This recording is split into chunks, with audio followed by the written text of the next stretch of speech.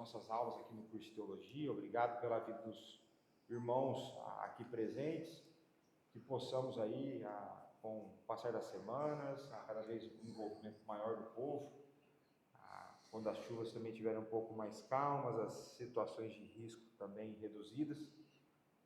Também te pedimos, Pai, por aqueles que têm sofrido em meio a tantos desastres causados pelas chuvas fortes que têm acontecido cá em Portugal. Derrama do teu cuidado sobre a vida desse povo. Dá-nos também sensibilidade no coração para que sejamos instrumentos de bênção e graça na vida desse povo. E que o Senhor também nos dê, Pai, agora um momento de aula abençoado, que o Senhor seja com as notas, use-o poderosamente para que sejamos edificados, Pai. É no nome do Teu Filho, nosso Senhor Salvador Jesus Cristo, que nós oramos e agradecemos. Amém. Amém. Vai lá, meu. Muito boa noite a todos. Hoje eu pretendo falar com vocês um pouquinho aí sobre teologia da aliança e antropologia. É muito difícil a gente dar sequência numa matéria que não fomos nós quem iniciamos. Principalmente quando essa matéria é dada por um professor tão competente igual o pastor Leonardo. Porque a gente fica nessa dúvida, será que eu vou conseguir trazer alguma coisa que eles já não viram, né? E o objetivo nosso é, hoje com vocês, ver a relação que há da teologia da aliança com o assunto da antropologia. A antropologia, basicamente, a gente divide ela na ideia de como o homem foi criado e a sua concepção. Obviamente, este homem foi criado perfeito por Deus, a imagem e semelhança do nosso Deus, contudo, esse homem pecou. E aí a gente vê, então, a segunda parte do curso, os efeitos do pecado neste homem que antes era perfeito na sua imagem e semelhança, conforme foi feito assim pelo nosso Deus. Quando nós vamos nos encaminhar aí para o final do curso de antropologia, a gente vê, então, essa ligação dele com a teologia da aliança, que é, como nós veremos daqui a pouquinho, um assunto que percorre em todas as outras doutrinas, e depois, lá no finzinho, vocês vão ver, no fim do curso de antropologia, um pouquinho de escatologia individual, penso eu que o pastor Leonardo verá isso com vocês, ou no curso de antropologia, ou lá no início do curso de escatologia, tá certo? Então, eu quero apenas lembrá-los, eu não vou comentar estes pontos, porque, obviamente, foram as aulas do pastor Leonardo, que vocês já viram até aqui, o homem como criatura, as implicações de sermos criados homem e mulher, a condição do gênero pelo qual Deus nos fez, os elementos que constituem o ser humano, corpo e alma, a ideia da dicotomia, a imagem de Deus em nós, os atributos que ele comunicou ao nos criar e nos fazer conforme a sua semelhança, o pecado e as suas implicações nessa imago Dei, ou nessa imagem de Deus, vocês viram aqui, o pastor Léo comentou comigo que foram aí mais de 8 aulas só falando sobre os efeitos do pecado no ser humano, e quando a gente fala aqui, claro, a aula é de antropologia, mas os efeitos do pecado não se deram e não se restringiram apenas ao homem, afetou também todo o nosso habitat, o que traz também implicações, claro, para a nossa condição de vida. Então, vocês já viram isso aqui. Cristo como a imagem perfeita, então, qual é a solução de Deus para este pecado do homem? A solução é uma pessoa, a solução é o próprio Senhor Jesus Cristo. Ele não apenas é a solução, como ele é o homem ideal em quem nós agora miramos para pensar em qualquer possibilidade de restauração ou volta àquilo que foi o plano original de Deus para nós criados à sua imagem. A imagem de Deus e os mandamentos criacionais. Quais são os 3 mandatos da criação? Social, cultural e espiritual. Ótimo. Ok, esses são aquilo que nós chamamos de mandatos criacionais. Os 4 estágios da imagem de Deus, esse foi o conteúdo da última aula que vocês tiveram no ano passado ainda, acredito eu. A imagem original, feitos perfeitos, a imagem pervertida, a imagem renovada e a imagem aperfeiçoada. Aqui está uma estrutura de criação que é da redenção e consumação, aquilo que é pilar da cosmovisão reformada, criação, queda, redenção e consumação. Criados originalmente pelo nosso Deus, contudo, pecamos, essa criação foi pervertida, ela caminha agora em processo redentivo para ser renovada à semelhança do próprio Cristo. Colossenses vai nos falar sobre isso, né? O processo de mortificação do velho homem para nos tornarmos conforme a imagem daquele que nos criou, e aperfeiçoada, que é a realidade da consumação, quando num corpo em glória nós voltaremos ao plano inicial lá do Senhor, né? Então, minha proposta hoje é falar com vocês sobre teologia da aliança. Quantos aqui já ouviram sobre teologia da aliança? Aqui, ok. É muito curioso porque quando nós falamos somos uma igreja de tradição reformada, teologia da aliança deveria ser um assunto que todo crente reformado domina. E aqui eu não vou falar só todo crente presbiteriano, porque quando nós olhamos, por exemplo, os nossos irmãos batistas do passado, eles eram apaixonados pela teologia da aliança, né? Então você tinha no passado, por exemplo, muitos irmãos batistas aliancistas, anglicanos, luteranos, que também defendiam e olhavam a Escritura por esse óculos aí da teologia da aliança. Quando a gente pensa na tradição reformada, é muito comum a gente pensar no calvinismo, né? Só que o calvinismo é um recorte, principalmente quando a gente pensa lá na Tulipe, Sínodo de Dort, nós estamos falando de um recorte de uma única área da teologia, que é a soteriologia, quando na verdade a teologia reformada ou a tradição reformada vai falar de muitas outras coisas. Então, quando a gente pensar em tradição reformada, a gente não pode se limitar apenas e tão somente em soteriologia. Um belo exemplo disso é a nossa confissão de fé. A nossa confissão de fé não é um recorte que fala apenas e tão somente de soteriologia. Ela fala de um monte de outras coisas, tanto de questões daquilo que forma a nossa fé numa estrutura teórica, que é a Escritura Sagrada, como depois lá no finzinho as questões práticas, como as que nós estamos vendo aqui aos domingos, né? O dia do Senhor, a guarda do dia do Senhor, o culto ao Senhor, são coisas práticas. Claro, passa também por justificação, adoção, aquilo que diz respeito à soteriologia, mas não se limita a. Então, quando você for falar, eu sou um crente presbiteriano, de uma igreja reformada, da tradição reformada, entenda que isso é muito além de ser calvinista apenas, né? O calvinismo é uma parte, né? E o ruim, talvez, do calvinismo é essa personificação, né? Ligar a pessoa de Calvino, quando a tradição reformada não foi só Calvino. Deus usou muitos outros grandes homens de Deus, dentre eles também Calvino, para deixar para nós sólida doutrina e ensino da Escritura. E a teologia da aliança é um desses pilares, é um desses assuntos fundamentais sobre que faz parte da tradição reformada e que nós precisamos retornar a ela. O que é, então, essa teologia da aliança? Eu começo dizendo que teologia da aliança não pode ser encarado como doutrina da aliança, né? Há uma distinção. E apenas para que a gente entenda isso, a doutrina trata de ensinos específicos da Escritura. Então, doutrina do homem, do pecado, da salvação, a doutrina sobre a igreja, são assuntos que têm início e fim neles mesmos. Então, quando a gente pensa em doutrina, nós estamos falando de assuntos e questões pontuais daquilo que a Bíblia trata sobre cada um desses prismas que nós escolhemos. Quando a gente pensa em teologia, nós estamos indo além. Aqui, no sentido de teologia bíblica, trata da forma como a revelação de Deus é organizada ao longo da história.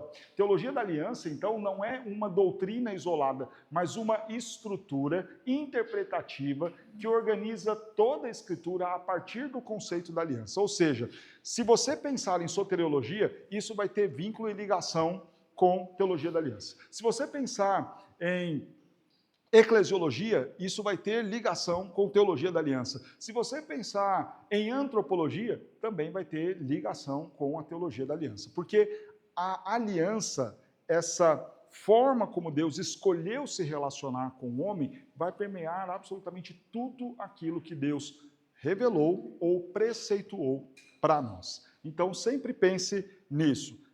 De forma ampla, teologia da aliança sempre estará presente em todos os assuntos. Então não vai ser incomum, quando você estiver estudando a escatologia, você falar, olha, isso me parece já ter sido visto em algum momento quando a gente falou sobre a aliança lá atrás, né? Inclusive, a gente vai citar textos aí ligados à aliança de Deus com os seus, lá em Apocalipse. a mesma ideia de aliança que Deus estabeleceu com os seus lá no início, em Gênesis. Então, toda a forma como Deus escolheu se relacionar, e não foi só com o homem, mas também com a criação, está baseada em aliança. É como se nós fôssemos pensar o seguinte: eu vou me relacionar com o meu filho a partir de qual proposta? E a proposta que Deus escolheu de se relacionar conosco foi acordos, alianças, contratos sendo firmados conosco. E faz muito sentido. Quando nós pensamos que somos seres finitos, para a gente conseguir se relacionar com um Deus tão grande, distinto de nós, alguma coisa teria que nortear isso. E eu experimento muito isso na minha relação com o João Pedro. Inclusive, estava até comentando com o pastor Leonardo sobre isso. O João, quando eu estabeleço com ele algum acordo, a coisa funciona muito melhor. Então, criança é preguiçosa para tomar banho, né? No frio daqui, então, não quer. Aí você faz o seguinte: João, vamos fazer uma brincadeira que é assim. Eu vou te dar 5 minutos, você vai ter esse tempo para organizar suas coisas do banho, tomar banho, sair e se trocar. E se você cumprir isso em 5 minutos, você vai conseguir tal coisa.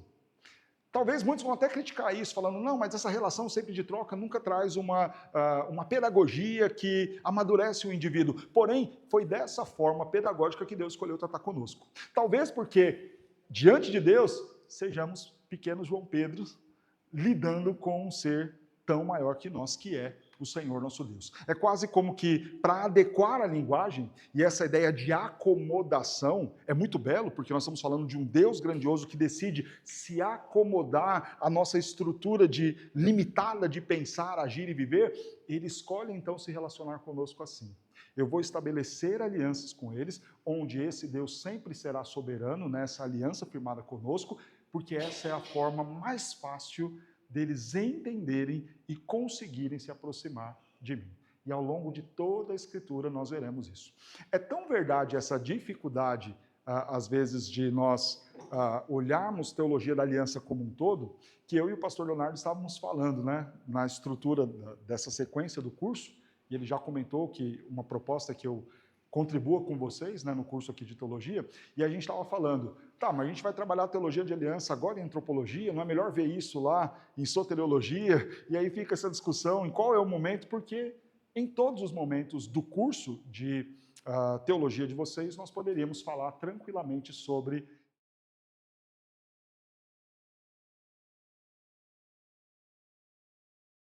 eu faço as minhas colas. Dá 43 slides porque tem muito Ctrl+C, Ctrl+V. Eles estão aí, estarão sempre sendo citados de alguma forma nos slides, vocês veem aí e entendam que eu não vou ficar parando para citar cada um deles, porque senão a gente vai perder bastante tempo, tá bom?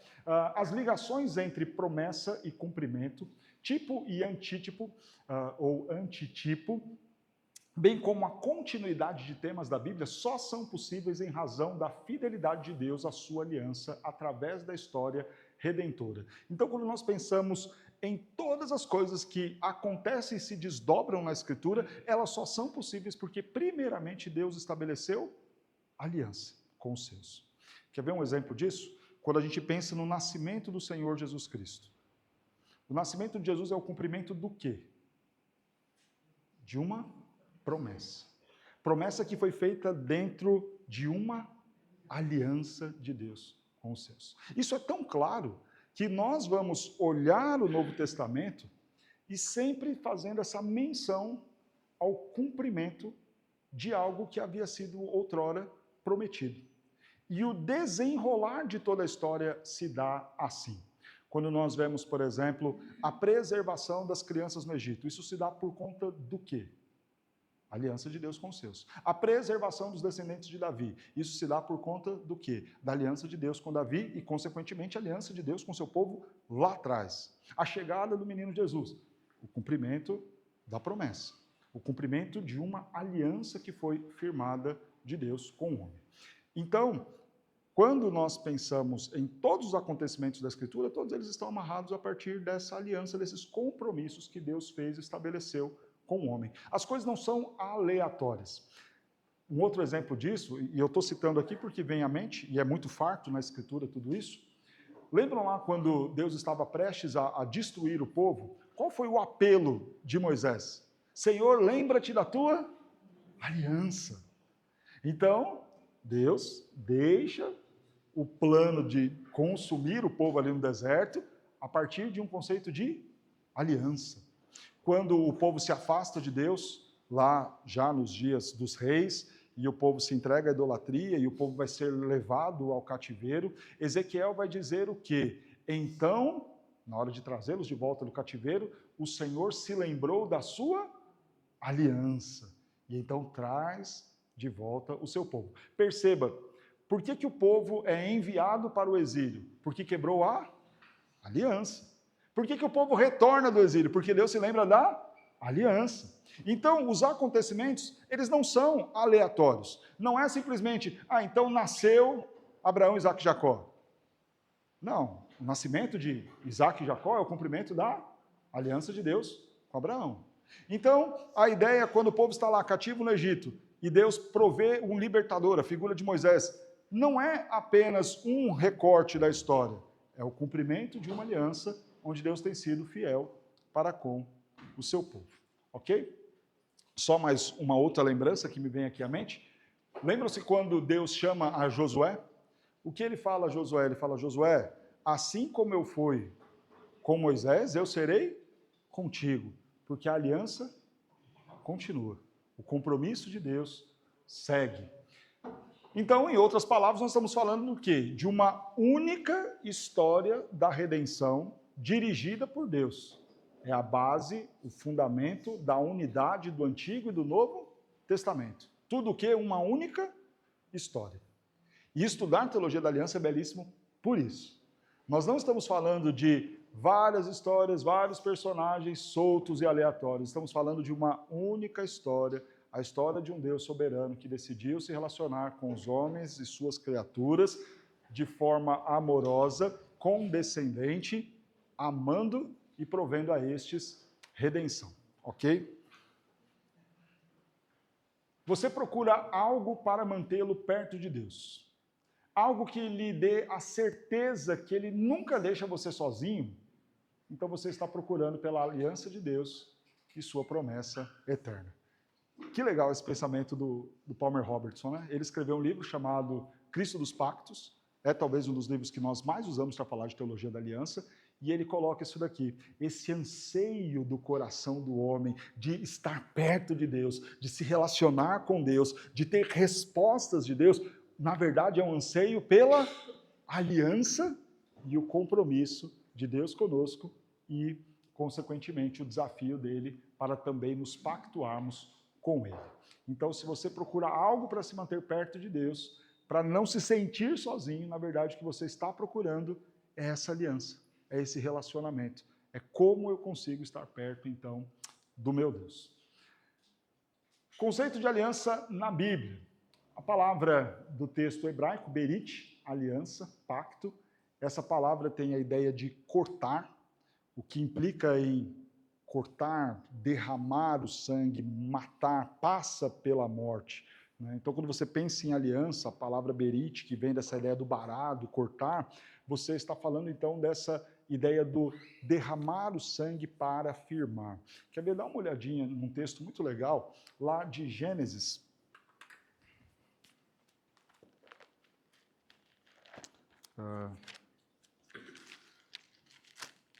Gênesis, capítulo...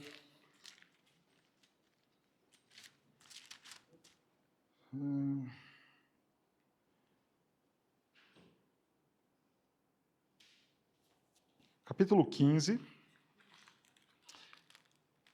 Deus vai chamar Abraão para uma aliança, ok, vocês já sabem a aliança, eu serei o seu Deus, vocês serão o meu povo, eu serei o Deus seu e da sua descendência. Percebam que Abraão é uma parte passiva, não é Abraão que procura Deus, é a ideia do pai soberano que quer fazer o acordo com o filho para se relacionar com o filho. Então, lembra a minha ilustração da minha relação com João Pedro? Então, na minha relação com João Pedro, eu sou a autoridade, exerço autoridade por ele, é até, de certa forma, representativo, porque Deus me concede essa autoridade sobre o meu filho, e quando eu quero propor algo para estreitar a nossa relação, então, quem traz isso sou eu, nunca o contrário. Aliás, se eu fazer o parêntese aqui, Não são os filhos que vão ditar as regras para o pai e dizer e cobrá-lo depois. Eu quero isso ou aquilo porque eu fiz assim, assado. Quem coloca e estabelece isso são os pais e não os filhos. Deus, então, soberanamente procura Abraão e propõe aliança com Abraão, eu serei o seu Deus. E qual a única exigência que Deus faz a Abraão? Olha, você observe e guarde, né? E seja fiel. Aí, vejam aqui o verso de número 9. Toma-me uma novilha, uma cabra, um cordeiro, cada qual de 3 anos, uma rola e um pombinho. Ele, tomando todos estes animais, partiu-os pelo meio e lhes pôs em ordem as metades, umas de fronte às outras, e não partiu as aves. Aves de rapinas desciam sobre cadáveres, porém Abraão as enxotava. Então, depois de fazer esta aliança, eu serei o seu Deus, vocês serão meu povo e tal, agora Abraão pega esses animais, parte, corta eles no meio, então separa, coloca um frente ao outro. Verso 12. Ao pôr do sol caiu profundo sono sobre Abraão e grande pavor e cerradas trevas o acometeram. Então lhe foi dito, sabe com certeza que a tua posteridade será peregrina em terra alheia e será reduzida à escravidão e será afligida por 400 anos. Mas também eu julgarei a gente que tem de sujeitar-se, e depois sairão com grandes riquezas, e tu irás para os teus pais em paz, será sepultá-los de ditosa velhice. Na 4ª geração tornarão para aqui, porque não se encheu ainda a medida da iniquidade dos amorreus. Não são acontecimentos aleatórios. É descrito aqui, basicamente, tudo que vai acontecer de Gênesis até agora, o final do livro de Êxodo. Aliás, é o final do Pentateuco, né? Então, saiba, certamente a coisa vai ser assim. Então, pastor, por que o povo foi para o Egito? Por que o povo foi liberto do Egito? Por que o povo caminhou pelo deserto rumo à terra prometida? Não foram acontecimentos aleatórios. A fome que conduz Jacó ao Egito para se encontrar com seu filho, nada disso são coisas avulsas. Onde, no meio desses acontecimentos, Deus resolve agir e fazer coisas. E lá no final da nossa aula hoje eu quero trazer aplicações para a gente. Nós estamos debaixo da aliança e as coisas não acontecem de forma avulsa na nossa vida. Falei que ia ser no final, mas já apliquei um pouquinho agora. Então Deus fala, fez cair sono sobre Abraão e ele então relembra isso, né? Olha, certamente isso vai acontecer assim. Agora preste atenção, verso 17. E sucedeu que, posto o sol, houve densas trevas, e eis um fogareiro fumegante e uma tocha de fogo que passou entre aqueles pedaços. Então, no momento em que Deus faz aliança, ele manda cortar e partir os animais, e depois o próprio Deus, nesta forma do fogareiro, ele passa entre as partes para mostrar a Abraão o quão certo era a sua promessa. Em outras palavras, por que a ideia de aliança na língua hebraica tem a ver com o cortar? É como se algo estivesse sendo dito assim da parte de Deus. Se eu não cumprir a promessa, quem morre sou eu.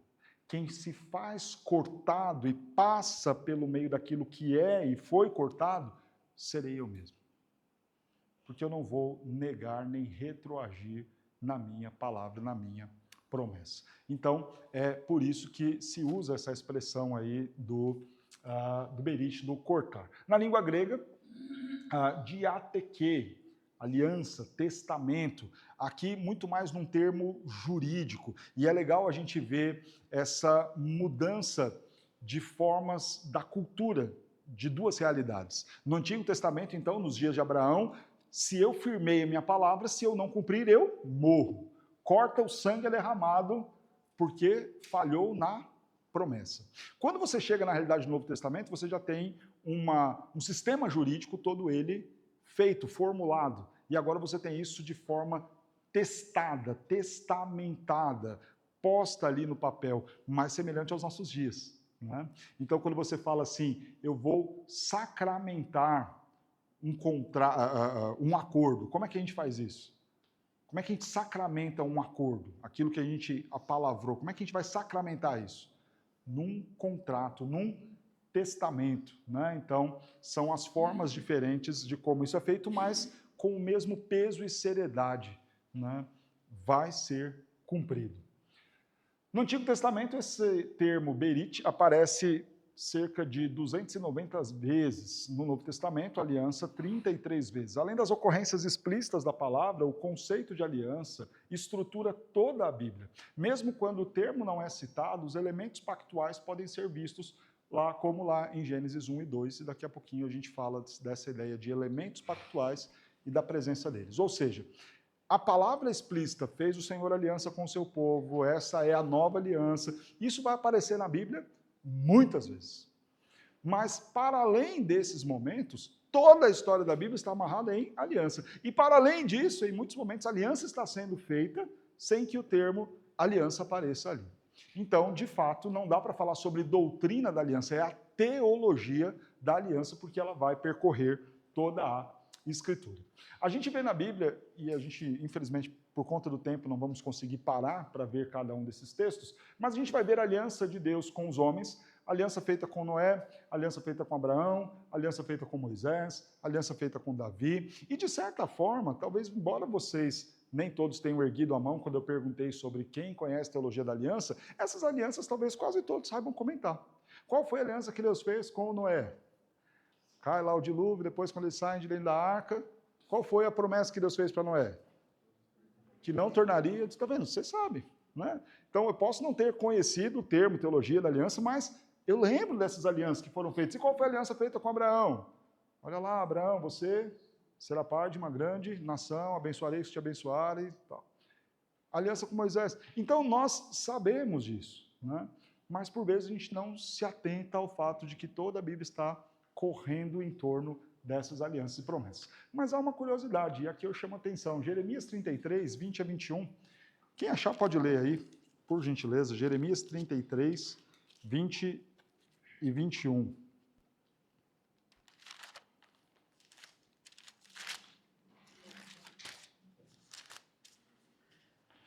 Jeremias 33, 20 e 21. Assim diz o Senhor: se puderdes invalidar a minha aliança com o dia e a minha aliança com a noite, de tal modo que não haja nem dia nem noite a seu tempo, poder-se-á também invalidar a minha aliança com Davi, meu servo, para que não tenha filho que reine no seu trono. Olha que legal. Deus tem aliança apenas com os homens? Não. Parece que este ato soberano deste Deus grandioso se relacionar com as coisas criadas através de aliança não se aplica apenas ao homem, mas se estende a todo o que foi por ele criado. Então o texto diz, há uma aliança do Senhor com o dia e com a noite. Quase como se houvesse um acordo. Sol todo dia vai ser assim, lua todo dia vai ser assim, as coisas funcionarão desse jeito. E eu estou firmando um compromisso com vocês. E é curioso porque essa ideia de trazer ânima àquilo que foi criado, é proposta também quando nós lemos lá o texto de Romanos, capítulo 8, né? Também a criação aguarda com grande expectativa o dia da sua redenção, quase como se a criação fosse uma pessoa, né? Aguardando com grande expectativa a sua redenção, mas aí a gente vê como está tudo conectado às alianças de Deus com os seus. E com as coisas criadas. Há uma aliança de Deus com o dia e com a noite, de que todos os dias esse ciclo vai se cumprir. E aí o texto fala assim, né? Se possível fosse quebrar essa aliança de um dia não existir dia e noite, então aí a gente poderia cogitar que Deus quebraria a aliança com Davi. Olha que coisa maravilhosa, irmãos. As alianças que Deus tem com os seus são tão certas como é certo a realidade de dia e noite. Pastor, mas será que Deus vai cumprir o que ele prometeu? A resposta é bem simples. Se amanhã você acordar e o sol estiver brilhando, Deus cumpriu a aliança que ele fez com o sol, Deus cumpriu a aliança que ele fez com o dia e com a noite. Ele vai cumprir a aliança com você. Isso é maravilhoso. Temos um Deus que cumpre a sua aliança e mais, decidiu se relacionar conosco desta maneira. A teologia da aliança é a doutrina do homem. Tá bom, pastor, eu estou entendendo que isso está ligado a tudo, mas como que está ligado à nossa matéria, a antropologia? Na Bíblia, o homem nunca é apresentado como um ser autônomo, mas sempre como um ser pactual. E aqui, como pactual, entende a ideia de relacionamento. Deus nunca nos fez para vivermos sem a dependência do outro. Aliás, a busca por independência sempre é uma distorção da realidade da qual nós fomos criados. Quando nós queremos ser igreja sozinho na nossa casa, o que é obviamente impossível, isso é uma distorção do propósito de Deus para o relacionamento com Ele. Quando a gente quer viver sozinho e não quer viver em família, isso é uma distorção da proposta que Deus tem para a forma como vamos viver em sociedade. E perceba, quanto mais afundado eu estiver em pecado, mais eu vou distorcer as maneiras como Deus originalmente propôs a forma como eu devo viver. Inclusive, no que diz respeito a buscar cada vez mais a minha independência. Quando você vê, então, uma mulher tomada pela pecaminosidade do feminismo, o que ela está buscando? Independência. Quando, na verdade, Deus nos chama a viver em total dependência uns dos outros. E essa é uma realidade para tudo. Deus nos fez para sermos seres que dependem uns dos outros e, claro, todos nós dependemos do próprio Deus. Aí o Salmo 104 fala, né? Todos a uma dependem de ti. Se abres as mãos, eles comem. Se fecham, e se lhes cortas a respiração, morrem. Porque dependemos dele. Então Deus nos criou dessa forma, relacional, nós não somos seres autônomos. E neste processo de relação, como que ele vai se relacionar conosco? Pacto, aliança. Ok? Então o homem foi criado à imagem de Deus, em relação com Deus, com o próximo, com a criação, mandato social, cultural e espiritual. A sua identidade, e aqui como identidade entendam pertencimento, ela é definida não apenas por aquilo que o homem é, mas em qual aliança este homem está inserido. Agora veja essa questão de pertencimento e como isso vai nos definir. Nós somos filhos de quem? Filhos de Deus ou filhos da ira? Ou, como é dito, filhos da ira na descrição de Efésios 2, filhos do diabo na descrição de 1 João 3. Veja que sempre nós estamos ligados, não é apenas quem eu sou na minha concepção, corpo, alma, a dicotomia, mas também em como eu estou me relacionando, porque eu sempre estarei em relação com algo, e nesta relação de pertencimento, onde eu estou inserido? Ou eu sou filho de Deus, ou eu sou filho do diabo. Não há um meio termo, né? A minha relação de pertencimento é assim, ou eu pertenço a Deus, ou eu pertenço ao diabo. Então, falar sobre a doutrina do homem e esta relação, ou eu estou aliançado com Deus em Cristo Jesus para a salvação, ou eu estou em aliança, comprometido com o próprio diabo. Duro isso, né? Não há um meio termo, não há uma posição em que eu falo, não, eu sou neutro em relação a isso. Ou em aliança com Deus, ou em aliança com o próprio diabo. A antropologia bíblica vai nos responder quem é o homem, o que aconteceu com ele na queda, como esse homem, depois da queda, pode ser restaurado, e tudo isso vocês já viram. A teologia da aliança vai responder como essas coisas vão acontecer. Né? Como, então, este homem que ouve de Deus promessa de salvação terá acesso a ela? Como este homem que foi criado para um relacionamento com Deus vai efetivamente se relacionar com ele? São essas respostas que a teologia da aliança, então, vai trazer para nós. Para ir um pouquinho mais fundo e ainda compreender um pouco mais sobre a teologia da aliança, eu quero falar agora sobre elementos constituintes do pacto. Vamos pensar aqui só para a gente tornar a nossa aula talvez mais fácil. Eu vou arrendar uma casa, estamos fazendo esse processo agora. Digam aí elementos que constituem este arrendamento. Oi? Contrato, ok. E o que tem no contrato? O contrato vai ter partes, né? Inclusive os nossos contratos, acredito que aqui deve ser assim também, você tem lá os capítulos e dentro dos capítulos as cláusulas.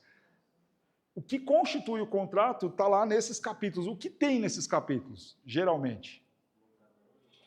As partes, locador, locatário. Depois, antes ainda das formas de pagamento, o que vem? O objeto. O que está sendo contratuado? Você tem as partes, você tem o objeto. O objeto é compra de um carro, ou o objeto é locação de um imóvel. Você tem, então, as partes, você tem o objeto, você tem as implicações. entra o pagamento, né? Entra como vai ser pago, onde, como, quando. As implicações, se não for cumprido o que está ali, as multas, aquilo que leva à quebra do contrato, e você tem as assinaturas, etc. e tal. E o que efetivamente faz tudo isso que foi apalavrado, mandado por mensagem, por e-mail, o que faz tudo isso valer? É o papel, a assinatura, o contrato. Então você leva lá no cartório para sacramentar tudo isso, ok? Não é diferente quando nós pensamos nessa relação de Deus conosco. E a gente vai ver isso na Escritura, pelo menos aqui hoje, no texto de Gênesis. Pelo menos no texto de Gênesis. Na semana que vem a gente vai ver outros, não sei se semana que vem ou se em outro momento, mas a gente vai ver outros pactos que Deus fez com os seus, e a gente vai poder relembrar um pouco disso. O Pink vai colocar a seguinte ideia de elementos que constituem essa aliança de Deus conosco. Existe a estipulação de alguma coisa a ser feita, entregue. Existe uma estipulação pela outra parte de alguma coisa que será feita e entrega em consideração da primeira. Então o Pink está colocando aqui as partes. Uma promete dar isso, a outra promete fazer aquilo em contrapartida a. Estas estipulações devem ser legais e justas. É muito interessante que a forma como Deus estabelece a aliança conosco sempre é de um modo legal e justo. E por legal aqui, entenda a clareza do que está sendo apresentado. Eu disse que nós falaríamos lá de Gênesis, mas pensem já nisso. Quando Deus propõe pacto e aliança com Adão, o que ele diz de forma muito clara? De todas as árvores do jardim estão aí, você pode comer, mas da árvore que está lá no meio do jardim, no conhecimento do bem e do mal, dela você não vai comer. É claro, é justo, é legal de legítimo, sem entrelinhas, sem pegadinha, é isso. A proposta de Deus para nós sempre são propostas muito claras, muito legais, no sentido mais pleno do que diz legitimidade.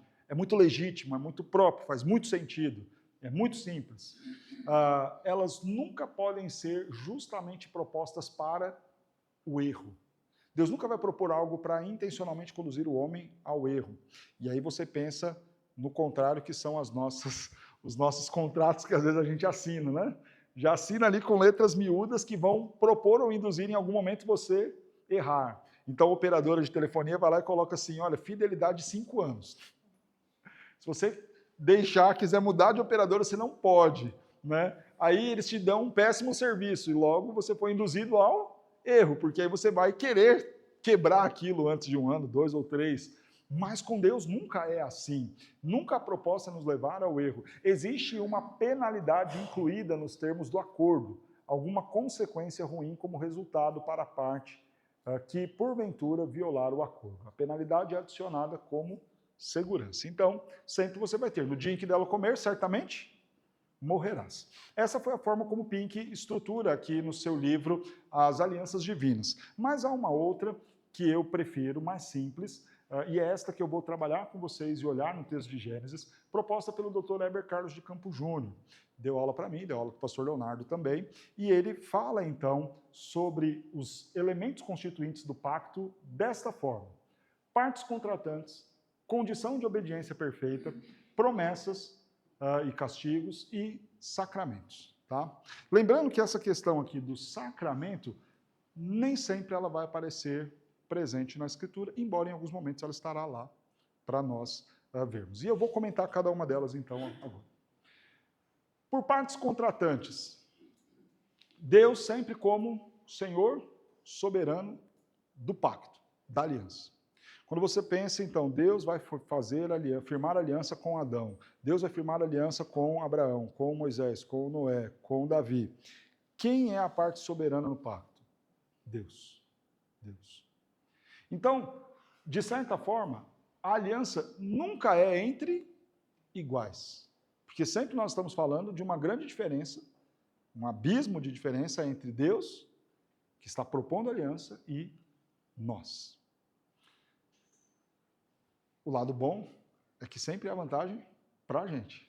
Não é? É muito curioso quando você pega contratos você vai ver que parece que sempre a parte mais forte da balança, dos lados ali, sempre puxa o contrato para favorecer a si mesmo, de forma que a parte mais fraca, basicamente resta o quê? Assinar. Às vezes a gente não tem muita opção, né? Então eu estou precisando muito lá do serviço de telefonia, sou eu que estou precisando, então tudo lá defende os interesses da operadora, e para mim resta assinar, porque se eu não assinar eu não tenho o número, né? Com Deus não é assim, embora ele seja a parte soberana e mais forte, quando você olha cada um dos pactos e acordos, sempre aqueles que têm mais benefícios e vantagens somos nós.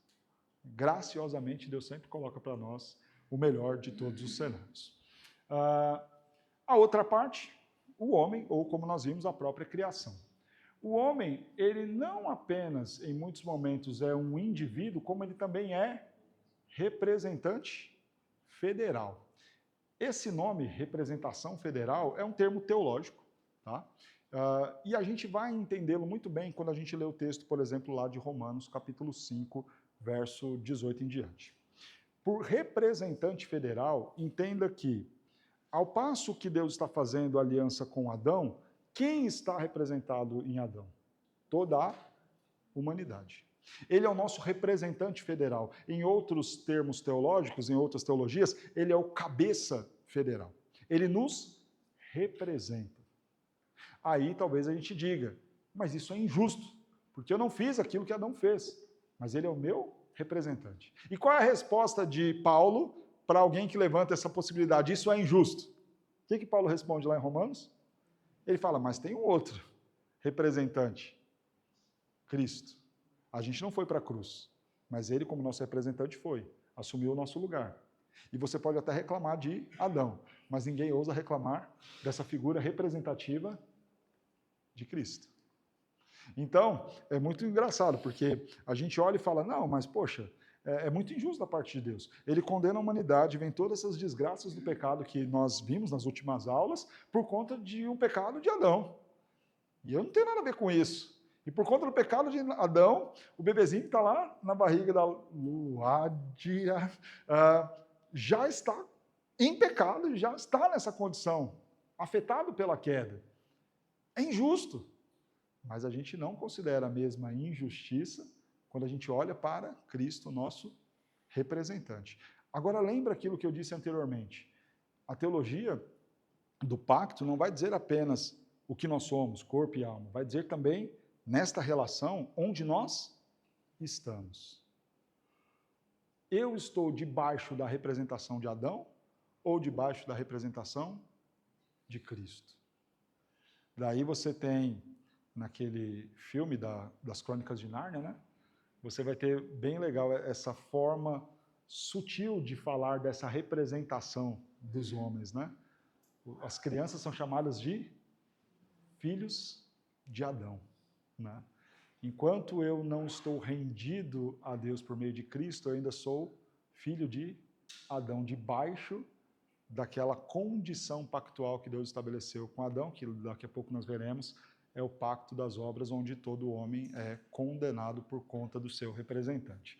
Mas quando eu estou em Cristo, unido a Cristo, então agora eu tenho acesso à salvação e todas as coisas que essa união com Cristo me confere. Tá tranquilo, pessoal? Tá dando? Fiquem à vontade para perguntar, tá? Para participar também, para acrescentar, para discordar. Fiquem à vontade, tá bom? Condição de obediência perfeita. No Éden, por exemplo, nós vemos a obediência pessoal perfeita e contínua. Após a queda, a obediência continua sendo exigida, mas ela é provida em Cristo. É impossível obedecer sem Cristo. Vocês já devem ter visto isso aqui, e eu sei que viram porque o pastor Leonardo comentou disso domingo na escola dominical. Até os atos bons dos ímpios, eles não são dignos diante de Deus. Porque eles não são mediados ou providos por Cristo Jesus. Então, quando nós pensamos aqui em obediência perfeita, não é que isso caiu. Isso continua em vigor. Mas agora nós estamos debaixo de um novo representante, que ele sim dá conta de cumprir perfeitamente Cristo Jesus. É por essa razão que nós oramos em nome de Jesus. A oração, quando você ora e fala assim, em nome de Jesus, amém, aquilo não é simplesmente uma palavrinha que você tem que decorar e encaixar na sua oração sempre. Ainda que você não fale, você tem que ter consciência de que você só é aceito, o culto só é aceito mediante este representante. Então, na representação de Cristo, aceita, Senhor, o culto, a vida, a oração, porque do contrário, não seria aceito. Né? Ele é o nosso pleno representante aí. Promessas e castigos. Há um elemento jurídico claro, aquilo que o Pink fala, né, sobre algo que é sempre legal e justo, é colocado aqui como essa ideia de promessas e castigos. Elas são apresentadas de forma muito clara, muito justa e inquestionável. Né? Eu sempre gosto de falar disso. Né? Quando você estuda teologia, e cada um de nós aqui temos uma origem, uma série de pressupostos teológicos, uns mais certos, outros mais errados, etc. e tal. Mas quando a gente pensa nas coisas em que nós talvez tenhamos discordâncias teológicas, elas não são essenciais. Ou pelo menos elas não são tão fundamentais para a nossa vivência diária. Quando a gente pensa naquilo que conduz amanhã o que eu devo fazer, isso está na Bíblia de forma muito clara. Na prática, veja, por exemplo, é possível você sentar com um irmão de outras denominações num encontro de casais e ouvir muita coisa boa e certa. Porque casamento é algo tão comum do dia a dia que os preceitos bíblicos sobre casamento estão ali de forma que o presbiteriano, o batista, o metodista, o assembleano, eles leem e concordam com eles. Obviamente, falando de gente crente, né? Não estou falando de nenhum doido. Mas, partindo do pressuposto de pessoas crentes, dessas todas as denominações, vão ler a Escritura e falar, está aqui, os preceitos para o marido, os preceitos para a esposa, estão ali, claros. Você não consegue distorcer aquilo, você fala, é isso que eu, marido, tenho que fazer, é isso que eu, esposa, tenho que fazer. Agora, quando você pensa em coisas não tão fundamentais naquilo que eu farei imediatamente depois que eu sair daqui, como, por exemplo, os decretos de Deus, aquilo que Deus decretou e planejou e pensou ele na Trindade, lá atrás, no Conselho Eterno, eu não tenho acesso a isso, isso não me foi revelado nem preceituado. Aí você vai ter várias discordâncias. Né? Vai ter aí os que vão brigar ali, calvinistas, arminianos, etc. e tal. Mas perceba que isso não vai mudar o que eu vou fazer saindo daqui. Né? Mas aquilo que diz respeito a honrar pai e mãe, a honrar as autoridades, a não mentir, a guardar o dia do Senhor, a não tomar o nome de Deus em vão, essas coisas estão preceituadas de forma muito claras e justas, e as consequências delas também estão ali com muita clareza. Promessas de vida, comunhão, herança, castigos de morte, maldição e exclusão. Aí a gente pensa, né? Essas coisas são válidas ainda hoje? Continuam, elas estão aí, são presentes. Se eu obedecer a palavra de Deus, é claro que eu vou ser abençoado. Né? E isso se potencializa na união com Cristo, que me habilita a conseguir fazer aquilo. O contrário também é verdadeiro. Quando eu decido andar em oposição a Deus, é claro que eu terei problemas em decorrência dessa desobediência. Né? Nós nunca estamos falando da ideia de perder salvação, ou da ideia de você, por conta de ter o erro A, B, C ou D, por conta disso, então, você agora caiu da graça de Deus. Não, se você está em Cristo Jesus, você está em Cristo Jesus e Ele é o seu representante. Mas estamos falando de Deus abençoar os seus, ou do Pai bondoso, que é o nosso Deus, disciplinar os seus dentro daquilo que Ele próprio pactuou. Outra coisa que nós vemos como elemento no pacto de Deus conosco são os sacramentos, são sinais, selos. Eles são sempre visíveis, sempre pedagógicos, sempre confirmam promessas divinas. Então, o que são esses sacramentos? Quando você pensa lá na promessa que Deus fez com Noé, eu não tornarei a destruir a terra com a chuva. O que Deus estabelece como um sinal visível para mostrar que aquilo de fato seria assim? O arco-íris, está lá. Então, todas as vezes que você vê o arco-íris, você lembra. Deus não tornará a destruir a terra com a chuva. Então você tem aqui um sinal visível, pedagógico. Mas, pastor, em que sentido o arco-íris é pedagógico? Olha que legal. Quando que acontece o arco-íris? Chuva seguida de sol. Olha como é pedagógico. Olha como de fato é Deus dizendo, olha, a chuva foi forte. Ah, mas o sol veio em seguida. O que forma o arco-íris, para nos fazer lembrar que Deus não tornará a destruir com a chuva. Sempre confirmam as promessas divinas. E, obviamente, se chover um toró, é assim que fala aqui, toró, quando cai muita chuva? Não faço a menor ideia. Se choveu lá de desabar, de cair o mundo, e depois vem um sol bonito, é a certeza que se cumpriu. Porque às vezes está tão fechado o tempo que você fala, agora vai destruir tudo, agora vai acabar, vai encher tudo isso aqui, mas depois vem o sol, e aí você fala, olha, era verdade, ele não destruiu. Você tem isso na árvore da vida, e aqui há uma discussão se é ou não um sacramento, mas isso é uma discussão menor. Você tem isso na circuncisão. Então, qual foi o sacramento que Deus estabeleceu para mostrar que ele tem aliança com os nossos filhos? Em Abraão, a circuncisão. Agora, na nova aliança, substituindo o rito, mas não o significado, o batismo. Olha que belo aqui, eu sei que todos são presbiterianos aqui, já batizaram seus filhos ou concordam com isso. Quando nós batizamos nossos filhos, nós estamos lembrando, sinal visível, pedagógico, que confirma promessa divina.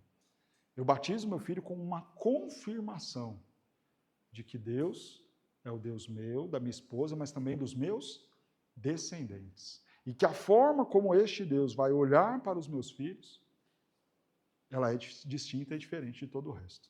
Mas no que diz respeito à circuncisão e batismo, há uma implicação muito grande, né?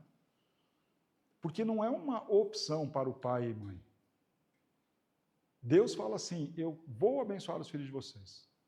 E a forma como eu quero que vocês tenham convicção disso, do que eu, Deus, vou fazer, é vocês batizando eles.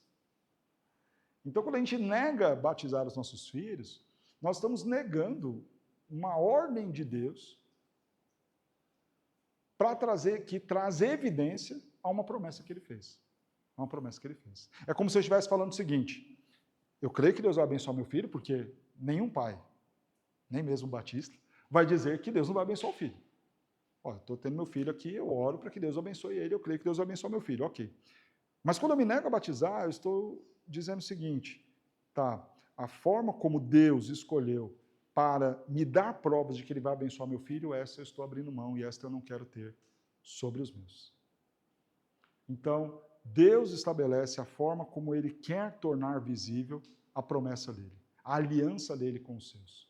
No caso da bênção aos seus descendentes, ele faz na antiga aliança por meio da circuncisão, na nova aliança por meio do batismo, conforme nos é dito lá em Colossenses capítulo 2, verso 11.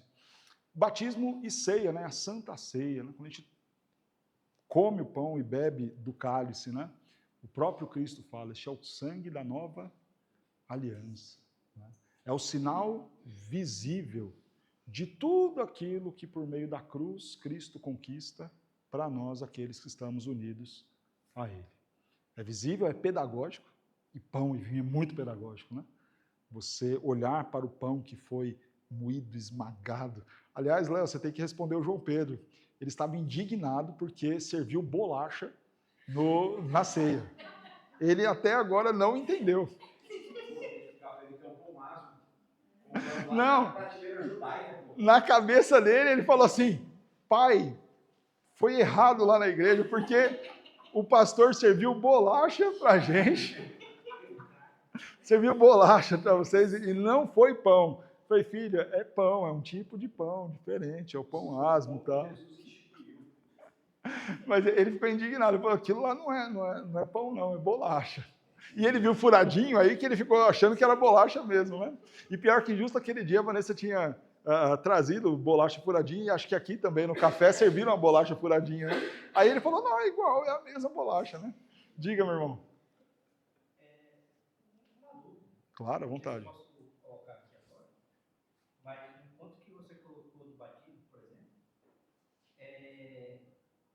Deus já escreveu toda a história da nossa vida terrena, qual seria a diferença real do batismo ou da aliança para a nossa vida?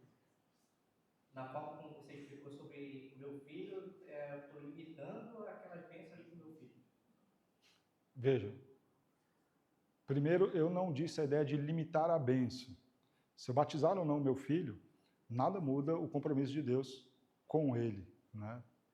Então, o que eu disse é que eu estou deixando de usar um sinal ordenado por Deus que aponta que ele tem abençoado os meus filhos, né? A bênção de Deus sobre os meus continuará, uma vez que pela fé eu estou em Cristo, eu e a minha família, Deus vai abençoar os meus filhos, sendo eu presbiteriano, metodista, batista, tendo batizado ou não os meus filhos.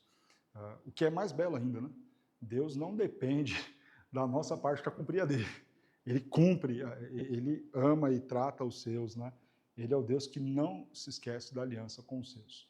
Então, se eu entendi, claro, a sua pergunta, qual é a importância do sacramento ou qual é a importância... Qual é a diferença real do batismo e a aliança, sendo que Deus praticamente já colocou tudo isso, e a gente posso ter entendido errado. Não vou dizer que a gente é obrigado a batizar nosso filho para participar dessa aliança. Essa parte não ficou clara para mim, certo? Se Deus já colocou, já decretou, porque Deus abençoa injusto e injusto. Certo? E essa diferença real eu não consegui pegar. Tá.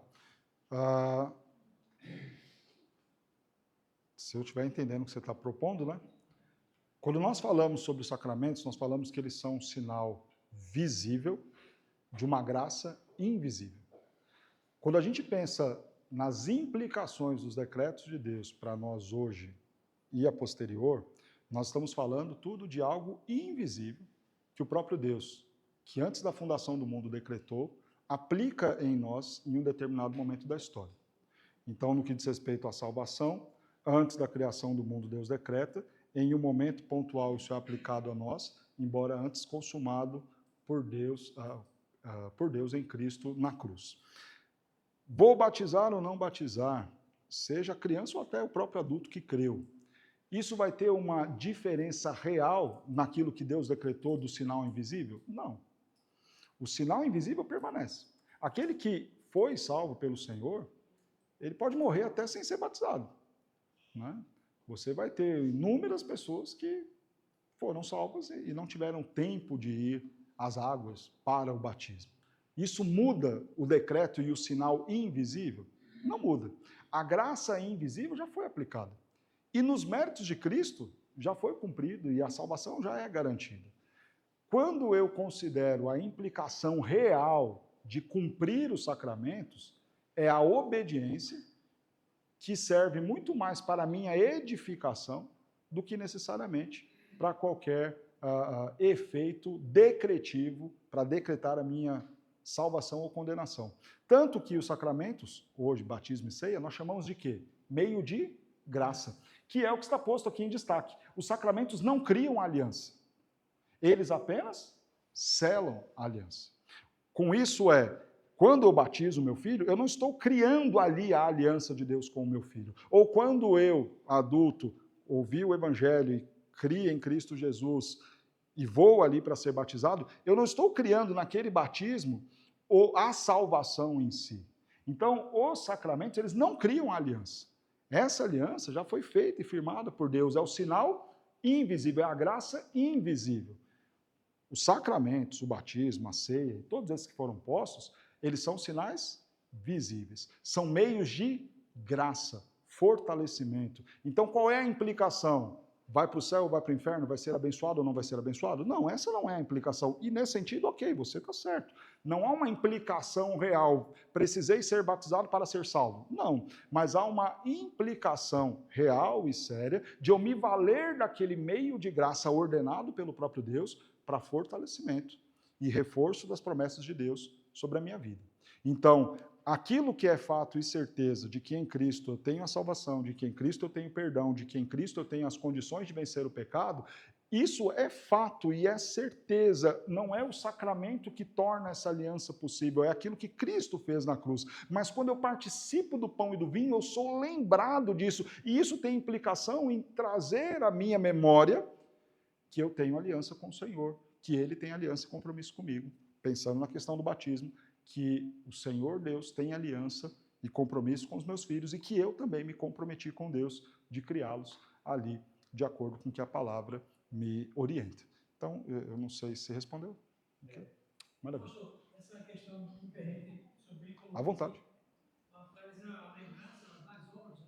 Boas obras, porque o fato de você ser cristão, você não vai ter boas obras, tem que ter as obras, então vai ter que lhe acompanhar e indica que você é um bom cristão.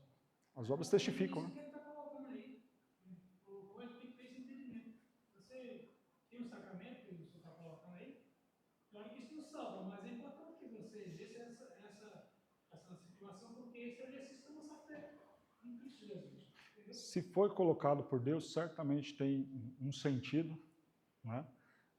É visível, mas é também pedagógico. E tudo que é pedagógico a gente tem mais dificuldade de abraçar, né? Isso é natural. Às vezes você fala, eu falo lá para o meu filho e oriento ele e ensino a ele, mas ele não abraça aquilo, né? Porque ele não sabe e não discerne o quanto aquilo é importante. E várias coisas que a gente fala assim, olha, a gente vai fazer isso de forma pedagógica para não sei o quê.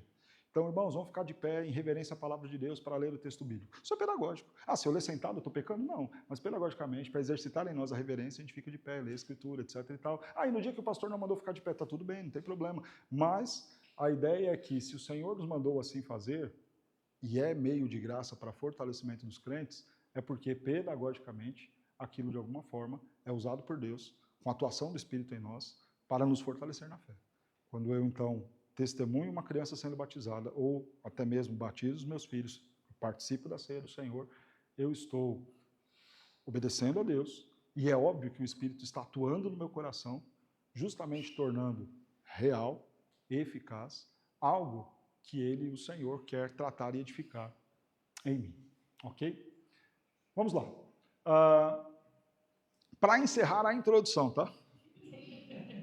Só a introdução.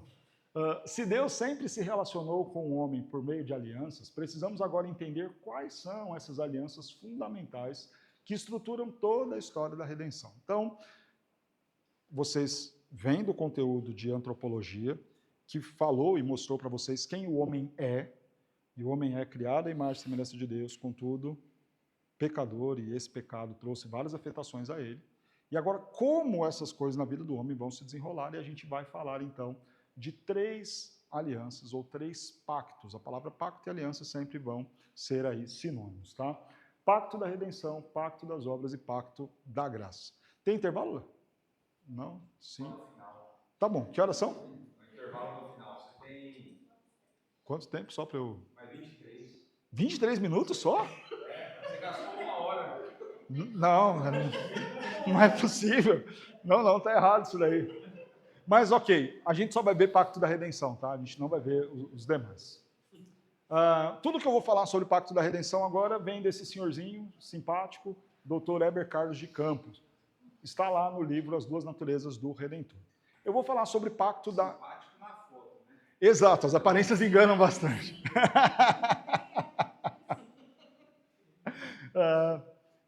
Só um comentário, falando do Dr. Heber, né? Uma das coisas mais lindas assim que eu fui tratado por Deus na minha vida se deu através da vida dele.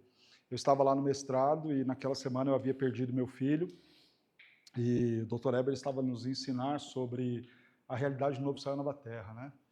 E aí ele chegou, sentou ao meu lado, já um senhor, já tem idade, já está bem avançado ali, e ele falou assim, na nova terra essas coisas passarão e você certamente vai estar com seu filho e ele estará lá te esperando, né? Nosso filho morreu ainda no ventre, né, da Vanessa, e ele me consolou com essa realidade, fica em paz, ele estará lá, te aguardando, né? E foi um momento muito, muito significativo para mim, né? Quanto à doutrina, a teologia, foi muito fundamental no nosso consolo naquele momento, né? Este pacto eterno da redenção, é o que nós vamos falar agora, né? Não é a mesma coisa que conselho eterno. Vocês já ouviram falar sobre conselho eterno? Ok, vocês já conhecem o Dr. Eber, né? Conselho eterno e pacto da redenção são coisas diferentes. Quando a gente pensa em conselho eterno, nós estamos falando da Trindade, Pai, Filho e Espírito Santo, decretando todas as coisas. Isso é o conselho eterno. Quando a gente fala todas as coisas, são todas as coisas, ok? Então, até há alguns que gostam de fazer a distinção entre predestinação e eleição, embora na Bíblia muitas vezes isso apareça de forma quase como que sinônimo, né? Dando a ideia de que predestinação é o termo mais abrangente de todas as coisas que podem ter, que foram decretadas por Deus, e eleição, algo mais específico, a escolha de Deus para a salvação. Mas são apenas terminologias, tá? Se você se relacionar com predestinação e eleição de forma ambígua em algum momento, não se assuste nem se apavore, porque de certa forma isso aparece assim, com termos intercambiáveis ali. Mas quando a gente pensa em conselho eterno, nós estamos falando deste ato da Trindade, Pai, Filho e Espírito Santo, decretando todas as coisas. Quando nós falamos de pacto da redenção, nós estamos falando de um acordo entre Pai e Filho de como se daria a salvação dos homens. Deu para entender a diferença? Então, pensemos o seguinte: o que vai acontecer com o mundo e com toda a humanidade? Vai ser isso, assim, assado. Em 2026 vai ser esse fulano presidente, vai ser aquele, tal, não sei o quê. Assim. Conselho eterno, a Trindade decidiu e escreveu a história desta forma. Ponto. Quando a gente pensa em pacto da redenção, nós estamos falando do Pai e do Filho, o acordo feito entre Pai e Filho para salvar a humanidade. E por que isso é distinto? Porque no que diz respeito a pacto da redenção, a este acordo entre Pai e Filho, vocês vão ver que há partes, vocês vão ver que há responsabilidades entre as partes, deveres e obrigações. Por isso que nós então chamamos de pacto da redenção ou pacto para a redenção, ok? Vou seguir a leitura aqui do Dr. Eber. O pacto eterno da redenção é um trato feito entre duas partes iguais. E só aqui, e só nesta aliança, que nós temos duas partes iguais. Em todas as outras, de Deus conosco ou de Deus com a criação, nós estamos falando de partes desiguais. Mas apenas no pacto da redenção nós temos partes iguais, porque Pai e Filho, obviamente, são Deus.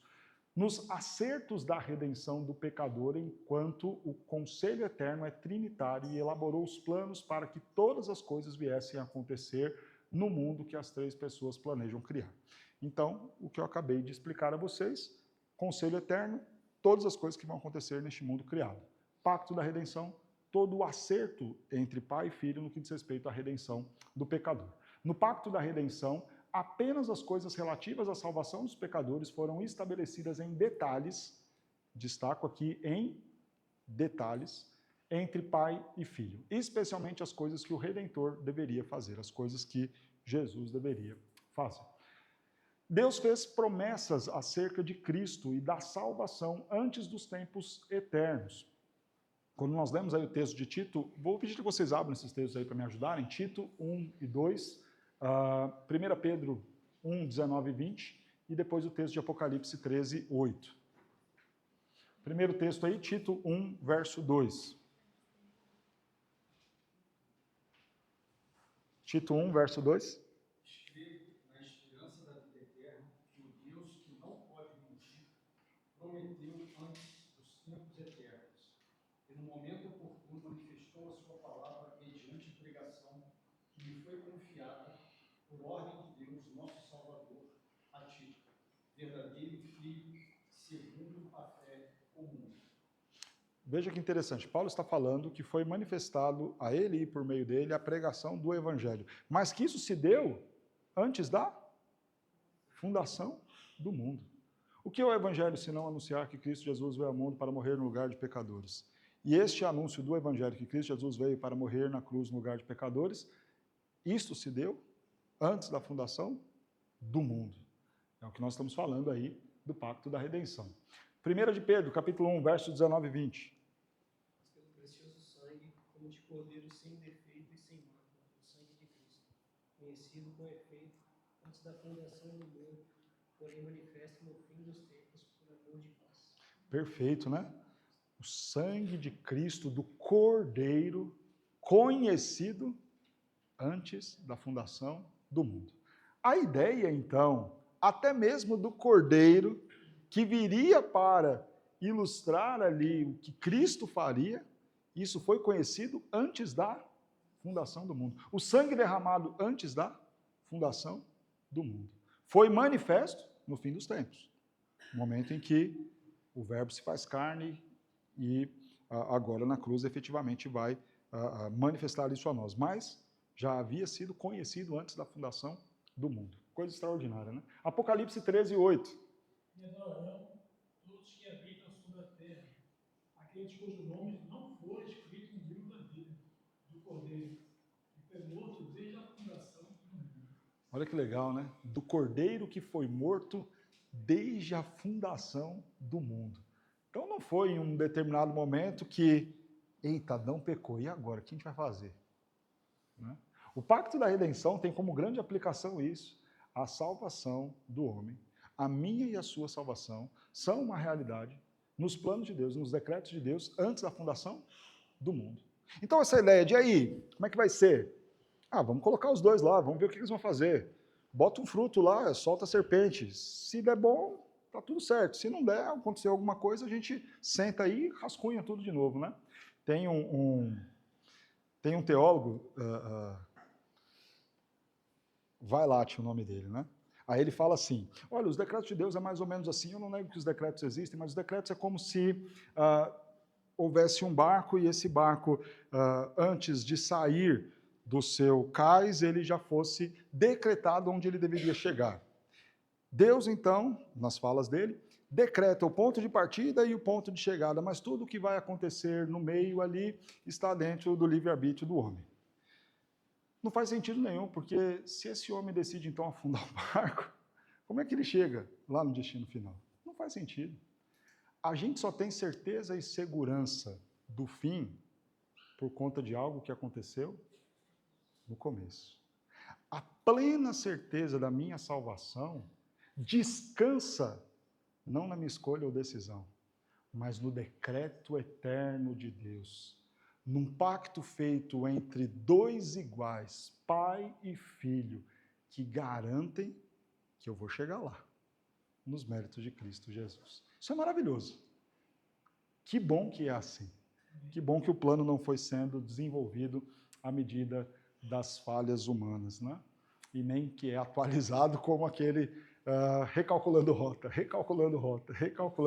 né? Cada vez que o homem decide ir para algum canto diferente, como eu faço no trânsito, né? Não obstante, as obras de Deus serem de caráter trinitário, não é incomum vermos uma das pessoas da Trindade, faltou um aqui, tá? Ser mais mencionada que outra, dependendo do tipo de obra que o texto se refere. Mas no caso do pacto da redenção, a menção é do Filho, é do Pai e do Filho. Não há menção do Espírito Santo como uma das partes contratantes desse pacto. Quando a gente afirma que o pacto da redenção, ele não é trinitário, mas ele é entre a figura do Pai e do Filho, é porque todas as propostas que nós vamos ver em vários textos da Bíblia logo mais, você sempre vai ver a figura do Pai e a figura do Filho, e não a figura do Espírito. Isso não diminui nada a importância do Espírito, claro que não, até porque Jesus age através da atuação do Espírito, né? E o Espírito torna efetivo tudo que foi proposto no pacto da redenção no nosso coração. Então, não há aqui um demérito, né? É uma escolha. E o próprio autor coloca, não é incomum nós vermos assim. Né? Há momentos em que você vê a atuação do Pai, o que não significa dizer a ausência do Filho ou do Espírito. E isso vai se dar em outros momentos da Escritura. Deus, ante a incapacidade do homem de expiar os seus próprios pecados, fez um pacto com Cristo para salvar muitos membros da raça caída em Adão.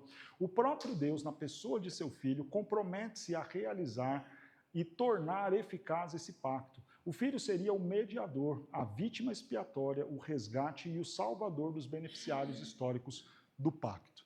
Então este é o acordo em que Cristo viria para ser o salvador e nós, que ainda nem havíamos sido criados, éramos apenas beneficiários deste pacto. O pai e o filho tomam uma decisão comum de salvar criaturas caídas. O pai seria, então, o representante da Trindade e o filho o representante dos caídos, porém eleitos. Representante federal. Né? Assim, aí vamos aos textos bíblicos, né? E aí a gente vai ver uma enxurrada deles aqui, vendo essa ideia de que foi pactuado e foi acordado entre as partes pai e filho. E isso é maravilhoso, porque o que eu estou falando aqui dá a impressão de você pensar assim, nossa, de onde o pastor está tirando isso? Porque não tem nenhum texto que diz assim, e lá, em algum momento, estava lá o filho reunido com o pai, e eles tomaram essa decisão. Mas isso vai ser claramente visto nos textos que a gente vai ler agora. Lucas 22, 29 diz assim, assim como o meu pai me confiou um reino, eu vou-lo confio. Perceba que Cristo, antes da sua encarnação, tinha sido confiado a ele um reino. Isso não se dá no meio da trajetória. Assim como o Pai me confiou. Precede. Né? Eu nada posso fazer de mim mesmo, na forma porque ouço e julgo. Na forma que ouço, julgo. O meu juízo é justo, porque não procuro a minha própria vontade, sim daquele que me enviou. Então, vontade de ser e fazer o quê? Não é bem assim. Há alguém que me enviou. Eu não estou aqui por acaso. Eu não descobri o que eu vim fazer em algum momento, vendo como estava a situação da humanidade. Deixa eu chegar aqui, deixa eu ver. Olha, esses 12 aqui não foi legal, então acho que é melhor morrer por esse tanto de povo. Não! Quem me enviou já colocou tudo que deveria ser feito, e tudo isso já estava ali muito bem estabelecido, de forma que eu sigo a vontade daquele que me enviou. Eu vim em nome de meu Pai. A ideia de você vir, de fato, como um agente para fazer cumprir coisas, né? E não me recebeis. Se outro vier em seu próprio nome, certamente o recebereis. Ainda outro texto, lá em João 6, 38, 40, porque eu desci do céu, não para fazer a minha própria vontade, sim a vontade daquele que me enviou. E a vontade de quem me enviou é esta, que nenhum eu perca de todos os que me deu. Pelo contrário, eu ressuscitarei no último dia. De fato, a vontade de meu Pai é que todo homem que vir o Filho e nele crer tenha a vida eterna, e o ressuscitarei no último dia. Irmãos, prestem atenção nessa parte grifada ao final. De fato, a vontade de meu Pai. Lembra que os textos anteriores que nós vimos, sempre Jesus está falando eu vim para cumprir a vontade do meu Pai. Eu vim para fazer a vontade daquele que me enviou. Eu não vim para fazer tudo do jeito que eu quero. Há um acordo, há algo que foi proposto antes. E eu vim para cumprir. E cumprir esta vontade. E qual é essa vontade? Olha o plano de salvação. A vontade do meu Pai é que todo homem que vir ao Filho e nele crer, esse vai ter a vida eterna. Qual é a vontade do Pai? O plano de salvação é exposto. Vinde a mim os que estão cansados e sobrecarregados. Se você crer em Jesus, você será aliviado. E nele crer, você será salvo. E lá no último dia, eu ressuscitarei. Olha que perfeito. Porque você fala de tudo que é a salvação. Né? Você tem a vocação, o chamado, a vocação eficaz, não apenas ser chamado e ir, mas também o crer. Você tem todo o ato da justificação para chegar na glorificação do último dia e ser ressuscitado em glória. Tudo isso foi a vontade do Pai, que veio ainda antes da encarnação do Filho. E essa colocação que você falou aqui, pastor, ela se refere aos eleitos, né? Aos eleitos. Né? O texto coloca aqui, né? E a vontade que me enviou é esta, que nenhum eu perca de todos os que me deu. Né? Então, o Pai deu alguns, significa que não deu outros. Replicou-lhes Jesus, se Deus fosse de fato vosso Pai, certamente me havíeis de amar, porque eu vim de Deus e aqui estou, pois não vim de mim mesmo, mas Ele me enviou. Quando nós vemos em João 8,42, algumas coisas a serem destacadas. Primeiro, a procedência divina de Jesus. Né? Eu vim de Deus. Depois, a missão apostólica. Né? Ele me enviou. A ideia do apóstolo é que eles são enviados. Perceba como isso é intencional. Grava essa palavra, intencionalidade de todo o ministério de Cristo. Intencionalidade baseada em quê? Na promessa, no acordo, no pacto, na aliança feita entre Pai e filho. A disposição obediente. Eu estou aqui estou para isso, para fazer valer aquilo que havia sido previamente acordado. A noção pactual que o filho tinha. Não vim de mim mesmo, de modo próprio, porque eu simplesmente quis vir. Eu venho em missão pactuada, acordada, entre pai e filho. O pai me enviou. Esse me tem prescrito o que dizer e o que vos anunciar. O próprio pai tem prescrito ao filho isso. Um pacto feito aí na eternidade, né? Ora, o Deus da paz, que tornou a trazer dentre os mortos a Jesus, nosso Senhor, o grande pastor das ovelhas, pelo sangue da eterna aliança. Essa ideia do sangue de Cristo Jesus é o sangue da eterna aliança, não algo que se deu por conta de judeus ou romanos, mas de uma eterna aliança. O termo eterna aliança não significa simplesmente que, uma vez estabelecida, ela nunca mais deixa de existir, a ideia de ser perene, perpétuo, mas é o sentido mais estrito de eterno. Eterno é aquilo que primordialmente não foi estabelecido antes que houvesse a noção temporal. Não havia nem sequer a noção temporal e já havia a decisão de uma aliança que consistia em quê? Em estabelecer a paz através de Cristo Jesus. O pacto da redenção não foi elaborado após a queda do homem. Quando a gente tem lá dia e noite, você tem um marco temporal. Mas estamos falando de uma eterna aliança, antes de tempo qualquer. Né? Como que para resolver um problema de última hora, ou como se Deus tivesse sido pego de surpresa pelo pecado dos nossos primeiros pais. Está lá, então não tem decreto nenhum, não tem ordem nenhuma, não tem nada de predestinação, pega tudo isso daí, isso é besteira de calvinista, então vamos ver, solta os meninos lá, vamos ver o que vai dar. Pegou fogo no parquinho, comeram do fruto, agora lascou. Bora tomar uma decisão e ver o que a gente faz agora. Não, não foi assim. Antes de qualquer coisa, já havia uma eterna aliança entre pai e filho. Assim como nos escolheu nele antes da fundação do mundo, para sermos santos e irrepreensíveis perante ele em amor, nos predestinou para sermos seus filhos. Olha que legal. Antes da fundação do mundo, não apenas a ideia de me salvar, mas também de me preparar em santidade, santificação, o processo, a continuidade da redenção do homem, já estava antes da fundação do mundo. A mim, o menor de todos os santos, me foi dada esta graça de pregar aos gentios o evangelho das insondáveis riquezas de Cristo e manifestar qual seja a dispensação do mistério desde os séculos oculto em Deus. O que é a pregação do evangelho? Revelar o que é mistério. Mistério do quê? Aquilo que estava oculto e que só Deus sabia, que agora torna-se claro até mesmo aos gentios. Paulo está falando que foi dado a ele esse privilégio de fazer algo que pertencia apenas e somente a Deus, que no decorrer da história ele vai revelando. Começa essa revelação falando lá com a mulher. Virá um descendente que vai esmagar a cabeça da serpente, desfazer as obras do diabo. Isso que era oculto, estava em Deus, agora vai sendo revelado pouco a pouco. E a Paulo foi dado esse privilégio. Segundo o eterno propósito que estabeleceu em Cristo Jesus, o nosso Senhor. Então, há um propósito eterno para tudo isso da salvação. Né? 1 de Pedro 19:20, mas pelo precioso sangue, como que de cordeiro sem defeito e sem mácula, o sangue de Cristo, conhecido com efeito antes da fundação do mundo, porém manifestado nos fins dos tempos. Antes da fundação do mundo, mas que em um determinado momento da história entra no tempo humano. Exigências do pai ao filho no pacto da redenção. Lembra que nós estamos falando de partes, vimos o pai e filho, falamos de uma realidade, isso é bíblico, então não é invenção de cabeça de calvinista, isso está na Escritura, a ideia de que há um acordo prévio, de que há um plano para salvar previamente estabelecido entre pai e filho, e agora nós veremos que há obrigações entre as partes, exigências que o pai faz ao filho no pacto da redenção. O pai exigiu do filho humilhação perante os homens. Veja Isaías 52. Como pasmaram muitos à vista dele, pois o seu aspecto estava muito desfigurado.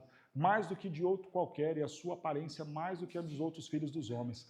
Assim causará admiração às nações, e os reis fecharão a sua boca por causa dele, porque aquilo que não lhes foi anunciado verão, e aquilo que não ouviram entenderão. Diante dos homens, o filho seria então humilhado. Quando a gente pensa, né, em tudo que se deu a Cristo Jesus, vem esse questionamento, né? Já me questionaram isso. Poxa, mas por quê? Para que tudo isso? Não poderia simplesmente Deus virar e falar, olha, ok, vamos deixar esse negócio do fruto para lá, vamos começar de novo, eu sou bondoso, eu sou paciente, esquece isso e vida que segue. Vamos começar de novo, mais uma vez. Por quê? Por que a morte? E mais, por que a morte do filho como foi? Não poderia simplesmente vir, então, veio o seguinte, morreu, acabou, ressuscita aí logo e pronto, o sangue foi derramado, chega. Não. A ofensa, ela é compreendida não a partir do ofensor, mas a partir de quem foi ofendido. Todo o rigor dado ao que aconteceu do comer do fruto não se dá por conta de Adão e Eva, mas por conta de quem foi ofendido em todo esse processo. Um Deus santo, justo e perfeito. Eu gosto da seguinte ilustração quando se fala disso. Quando a gente vê um caso na televisão, lá falando, né? Olha, um homem abusa de uma criança e morre e tal, a criança foi vítima. Você olha aquilo e você fala, cara, tinha que pegar um camarada desse e acabar com ele, não pode nem prender. Não é? Você vê, eu não vou contar as histórias que eu já ouvi, não, mas são coisas absurdas. E por que a gente pensa dessa maneira? Porque na nossa cabeça seria uma coisa que a gente jamais faria. É por isso que eu olho com tanto rigor, porque aquilo é inadmissível, não passa pela minha cabeça fazer aquilo. Quando alguém chega e fala assim, homem foi preso por mentir para a esposa o horário que chegou em casa. Ou por mentir para a esposa pelo que comprou no cartão de crédito. Você fala, poxa, mas só por isso? Porque em alguma medida talvez a gente faça isso.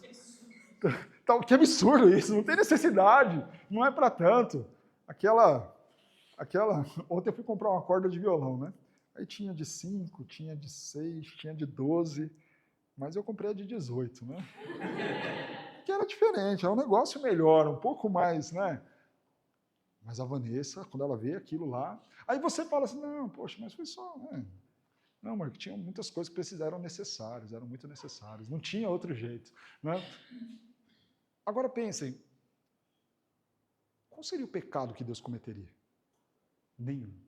Por isso, o mínimo pecado do homem é um grande absurdo para um Deus que é santo e justo. Daí todo o rigor da punição.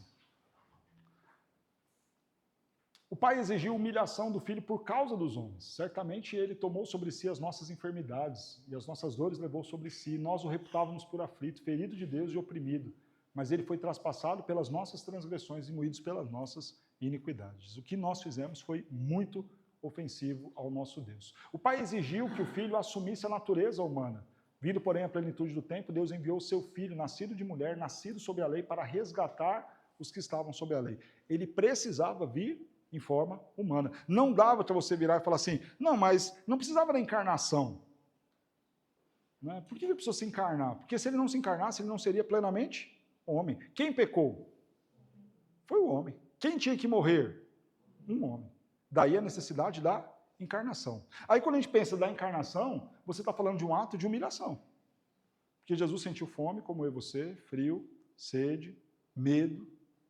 Tudo isso próprio da realidade humana. E tinha que ser assim, para que ele fosse um nosso representante de forma plena. Exato.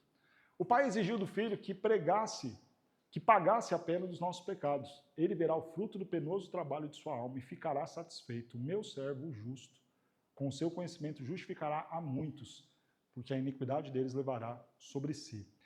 Esse texto é duro, né? Vendo o pai agradou, morreu. Né? Porque foi satisfeita justiça do pai. O pai exigiu do filho plena obediência. Não penseis que vim revogar a lei ou os profetas. Não, eu vim para cumprir. Né? No entanto, não tem só um lado de obrigações que o filho tinha que fazer. Nesse acordo, nesse pacto, o pai também prometeu coisas ao filho. E a gente vai ver isso daqui e eu acho que nossa aula encerra aqui. O pai prometeu ao filho que ele seria seu servo. Tu és meu servo, és Israel, por quem hei de ser glorificado. Olha que lindo.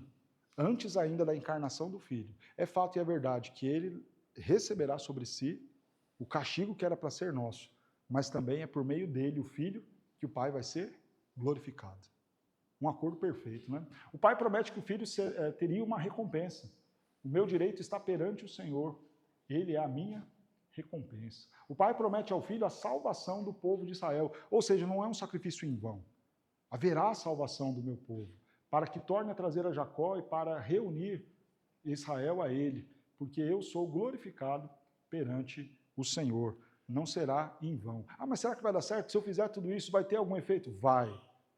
Vai ser esse o meio pelo qual eu vou trazer de volta os meus. O pai prometeu ao filho salvação dos gentios, não só os de Israel, mas também os de fora. Também te dei como luz para os gentios, para seres a minha salvação até a extremidade da terra. Olha, filho, você vai ser sofrido, vai ser doído, mas não é apenas o meio para a salvação dos de Israel, mas também dos gentios. O pai promete ao filho a adoração ao seu nome, os reis o verão, os príncipes se levantarão e eles te adorarão por amor do Senhor. O pai promete auxílio, eu te ouvi e te socorri no dia da salvação, guardar-te-ei. Também lá o texto do Salmo, né? Não permitirás que o teu servo permaneça, veja ali a corrupção e fique, né, morto. O pai prometeu ao filho fazê-lo mediador. Te farei mediador da aliança com o meu povo. O cumprimento das promessas do pai ao filho. Aí a gente vê em Efésios 1, 20 a 22, né? Texto maravilhoso, né? O qual exerceu ele em Cristo, ressuscitando dentre os mortos, fazendo sentar à direita nos lugares celestiais, acima de todo principado e potestade, poder e domínio, e de todo nome que possa referir, não só no presente século, mas também no vindouro, e pôs todas as coisas debaixo dos pés, para ser ele o cabeça sobre todas as coisas. Então é isso o deu à igreja. Depois que ele cumpre tudo isso, todo o estado de humilhação, aqui Efésios relata o estado de exaltação, porque ele fez e cumpriu no acordo que havia sido estabelecido. Então agora eu coloco tudo debaixo dos seus pés. É muito legal, não sei se está aqui nos slides, mas a própria oração sacerdotal, né? Veja como Jesus se vale ali em João 17, justamente dessa lembrança do acordo feito. Pai, eu fiz aquilo que o Senhor me enviou para fazer. Eles conhecem a Ti e creram no Seu nome. Agora, ó Pai, restitui-me a glória que tive contigo desde antes da fundação do mundo. Percebe que a fala de Jesus lá em João 17 é quase como isso. Nós tínhamos um acordo. E o acordo era que eu me manifestasse a eles, e que eles conhecessem a Ti, e vissem a Sua glória. Pai, eu fiz isso a eles. Agora, restitui-me a glória que tive antes contigo desde a fundação do mundo. Aplicações a gente encerra aqui. Primeira aplicação que eu quero trazer para vocês. A redenção do homem foi pactuada por Deus, na pessoa do Pai, do Filho, e isso nos dá segurança. Sabe quando você pega um contrato e alguém fala para você assim, olha, eu não quero ficar só na palavra não, vamos colocar isso no papel. Para quê? Não, eu quero ter segurança. Não, você não acredita em mim? Não, eu até acredito, mas só para a gente ter uma coisa mais segura, vamos colocar isso aqui no papel, vamos registrar bonitinho, colocar lá no cartório? Perfeito, a sua salvação não está baseada em coisas circunstanciais, nem tampouco naquilo que é pensado no livre-arbítrio e decisões aleatórias de homens falíveis. Louvado seja Deus, porque não é assim. Se fosse, eu estaria desesperado, porque eu sinceramente não sei o que eu vou fazer amanhã. E há grandes dúvidas de quais serão os pecados que eu cometerei essa semana. Que bom que a minha salvação está plenamente segura em um acordo que foi feito e estabelecido antes mesmo que eu viesse a existir. Este pacto para nos salvar foi feito na eternidade, há muito tempo, com aplicações, resultados no passado, presente e futuro. Que grande amor do nosso Deus. Por que grande amor? Porque Deus decidiu me amar antes mesmo de eu dizer, Sim, eu creio. Decidiu me amar antes mesmo que eu pudesse fazer qualquer coisa em direção a Ele. Até porque é justamente por conta deste amor que o meu coração é constrangido pelo Espírito Santo, dado por Ele, para que eu fizesse tais coisas. Diante deste amor, somos devedores a Deus Pai e Filho. O que fazer? Viver para a glória dEle, porque estamos dentro de uma aliança, de um plano, de um cuidado de Deus conosco, que se dá antes da fundação do mundo. É isso aí. Dúvidas, pessoal? Diga. Só um comentário, saber sua opinião. Esse pacto da redenção, eu posso dizer que eu já ouvi pregações 2 vezes na minha vida sobre isso. Por que se prega tão pouco? Porque, para mim, é uma peça-chave. E, por exemplo, a minha conversão aconteceu quando eu ouvi o pacto da redenção, porque para mim faz sentido. Faz muito sentido para um Deus onipotente, onisciente, tem que ter feito o pacto antes. Caso contrário, vai ser aquela coisa. Deus foi surpreendido. Isso é muito comum. No ambiente universitário, todos falam: Adão e Eva, Deus foi surpreendido, vamos ajeitar isso aqui e tal, em nome de Jesus. E a maioria do povo percebe como se fosse isso. Deus foi surpreendido. Falta esse pedaço. Eu vou trazer uma possibilidade. A teologia da aliança não é uma coisa nova, né? Se você ler um livrinho desse tamanho chamado Teologia Puritana, muitos dos nossos irmãos do passado, da Reforma, falaram sobre a aliança. Contudo, você vai ter um primeiro escrito traduzido na nossa língua, por exemplo, na língua portuguesa, em 92. Né? Vai ser o primeiro livro sobre aliança de forma mais detalhada. Isso que eu estou falando, esse argumento que eu estou falando, não é meu. O Dr. Eber, ele usa isso em uma das palestras quando ele introduz o assunto falando: gente, o que eu vou falar aqui para vocês parece novo, porque as literaturas sobre o assunto são recentes. Mas são recentes no nosso idioma, porque há muito tempo vem sendo dito. Então, talvez, falte isso. Para você ter uma ideia, a teologia da aliança não é uma das matérias que a gente tem no seminário. É uma matéria que é um assunto que você vai ver meio que perdido. Então, só para vocês terem uma ideia, o professor do pastor Leonardo, que foi o mesmo que o meu, deu na matéria deles Teologia da Aliança em antropologia, na minha matéria em soteriologia. Porque justamente assim, não tem assim, olha, a gente vai ter uma matéria de Teologia da Aliança assim, assim, assado. Eu fui ver Teologia da Aliança com matéria dedicada só para falar sobre Teologia da Aliança no mestrado.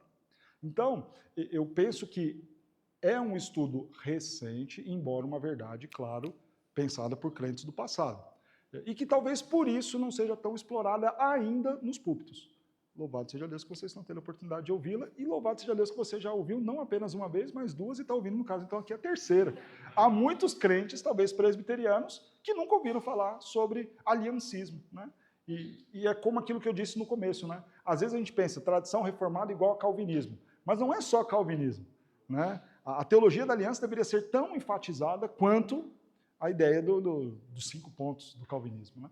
Mas é uma possibilidade, tá? Talvez existam outras razões porque se prega pouco, eu desconheço, talvez. É difícil e longo para se falar. Também tem isso. Por exemplo, eu não posso simplesmente jogar aqui para vocês, olha, teve um acordo entre pai e o filho no passado que decretou sobre a salvação. Próximo, vamos falar de pacto das obras. Como assim? Está dizendo, então, que um dia, antes da criação do mundo, pai e filho sentaram. Que texto da Bíblia está mostrando que os dois estavam sentados em uma reunião decidindo como ia ser a salvação? Percebam quantos textos a gente teve que caminhar, e talvez na cabeça de vocês foi a primeira vez que vocês pararam e ver. Puxa, é verdade, cara. O tempo todo Jesus estava falando de uma realidade, de um acordo feito previamente, mesmo que na Bíblia nunca tenha descrito o texto, o dia em que pai e filho sentaram para conversar sobre a salvação, né? Então, talvez isso também seja uma grande razão. Nós estamos falando de algo que é tão complexo, que exige tanto de você parar e explicar com calma, que não dá, talvez, se você colocar ali em 2 ou 3 minutos no meio de uma pregação. Só um comentário mais, só para fechar. Na universidade a gente falava muito a seguinte expressão, né? Antes do haja luz, existiu haja cruz. E essa é uma frase curta que pelo menos memoriza fácil, né? Que representa esse pacto. Antes do haja luz, existiu haja cruz. Já havia uma decisão em relação à cruz. Perfeito. Mais alguém? Não sei se você vai conseguir responder.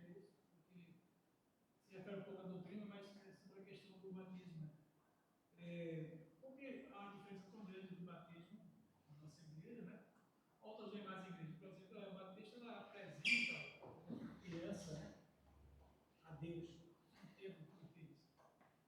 É questão de validade, porque a interpretação é tão próxima, né? A coisa de aliança é tão fácil de compreender. Eu vou dizer, eu vou dar a resposta, mas não vou explicar a resposta. Tá? A grande diferença é o pressuposto de como se interpreta a Escritura. Na visão reformada presbiteriana, nós vamos ler a Escritura com o olhar da aliança, que é aquilo que a gente chama da visão aliancista. E para aqueles que não vão, por exemplo, pensar como nós, vão olhar dentro da ideia da dispensação ou do dispensacionalismo. Então nós vamos pelo aliancismo e aqueles que vão pelo aliancismo. Mas eu não vou explicar o que é o dispensacionalismo nem as razões, porque são assim. Mas é só para dizer que existe uma forma, eu propus a vocês na aula de hoje olhar a Bíblia inteira vendo que o tempo todo Deus está falando da sua aliança. Mas há crentes que vão olhar e ler a Bíblia com outro olhar, com outra lente. Tá? E a gente não vai conseguir discutir o porquê é assim. Né? Mais alguma coisa, irmãos? Não? Vamos orar então, agradecer a Deus por esse tempo. Santo e eterno Deus, perdão. Desculpa a interrupção. Aproveitar e orar também aquela senhora Fernanda. Ela mandou mensagem no grupo de algum problema de saúde. Ela está lá na urgência, enfim, ela já mais avançada em idade. O marido dela está com problema de doença também, teve que acompanhar, que ele não poderia ficar sozinho. Né? Então, se puder orar por eles, Vamos orar. senhora Fernanda. Vamos orar, vamos orar.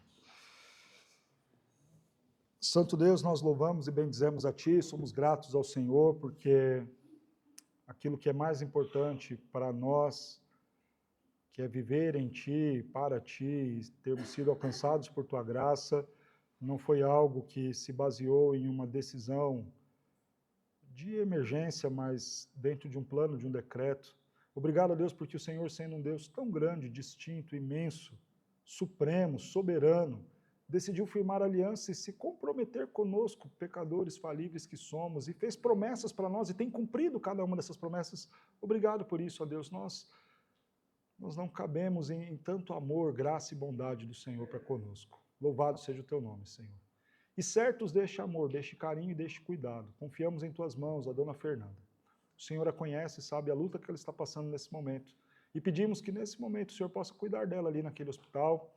Cura ela, Pai, da enfermidade que está causando sofrimento. Abençoe os médicos que vão atendê-la, aqueles, ó Pai, que vão cuidar, os enfermeiros, os medicamentos que serão administrados, que tudo o que acontecer ali possa resultar no bem dela, na recuperação plena da sua saúde. Cuide do esposo também, que não está bem, que também carece de cuidados, para que ele consiga acompanhá-la nesse momento.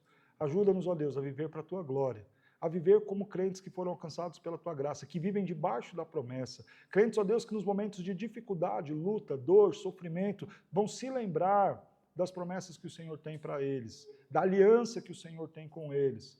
E a partir desta aliança, dessas promessas, seguirmos e avançarmos, confiando no Senhor e vivendo para a Tua glória.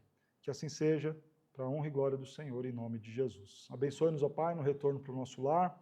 Guarda-nos, ó Deus, livra-nos de todo mal e perigo. Em nome de Jesus oramos. Amém.